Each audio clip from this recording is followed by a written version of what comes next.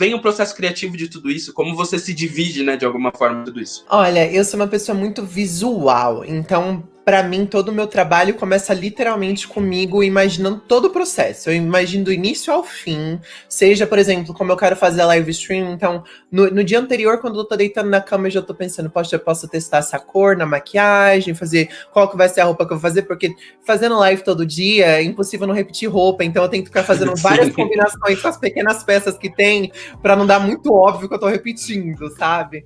Então, todo esse processo, inclusive até mesmo, por exemplo, se eu vou fazer um vídeo pro YouTube, o roteiro inteiro, eu penso até no ângulo que a câmera vai ficar, como eu vou ficar antes do processo. Aí depois eu crio o roteiro, e isso até é uma parte importante, porque quando eu comecei o meu canal, todos os meus vídeos eram completamente roteirizados, principalmente porque eu discutia sobre tópicos muito sensíveis. Então eu queria ter plena consciência de cada coisa que eu tava falando, porque algo que eu encontrava muito no YouTube naquela época era o senso comum sendo reforçado em vídeos que não deveria ter senso comum, deveria ter dados, fatos históricos, entende? Então, durante o período que eu tava mais focado em produzir esses vídeos de transmissão de conhecimento, tinha um processo de roteirização muito forte.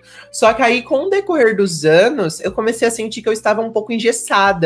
Eu não conseguia mais falar sobre algo que eu queria sem ter plena consciência de cada palavra que eu ia fazer. Até pelo receio que traz na internet de, meu Deus, eu vou ser cancelada por eu falar alguma coisa errada, vai dar algum problema, porque já passei por vários cancelamentos na minha vida, e é sempre muito estressante, é muito nervosismo lidar com aquilo.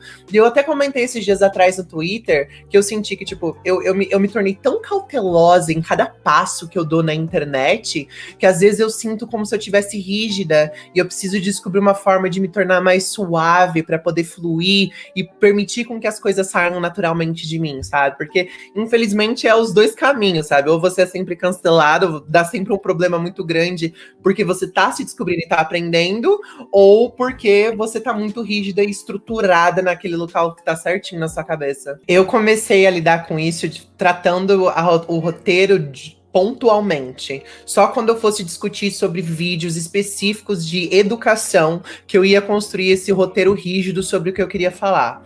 Depois o que eu comecei a fazer para treinar mesmo, me tornar mais fluida no que eu tava fazendo, o linho do raciocínio que eu tava construindo, foi pegar pontos que eu queria conversar sobre algum assunto e deixar eu decorrer o texto só com o tema, entende? Só com que realmente eu tô lá. Porque são vídeos mais de opiniões, não necessariamente de transmissão de conhecimento, que a gente precisa daquele embasamento super, super rígido. E isso me ajudou muito, até mesmo na própria live stream, sabe? Fazer live stream e você tá nesse processo de comunicação constantemente, permite com que eu consiga quase criar um roteiro em tempo real do que eu tô falando e de como tá construindo. Como conciliar a autoestima com tudo isso, né? Como lidar com a autoestima nesse processo como um todo? Como você entende isso?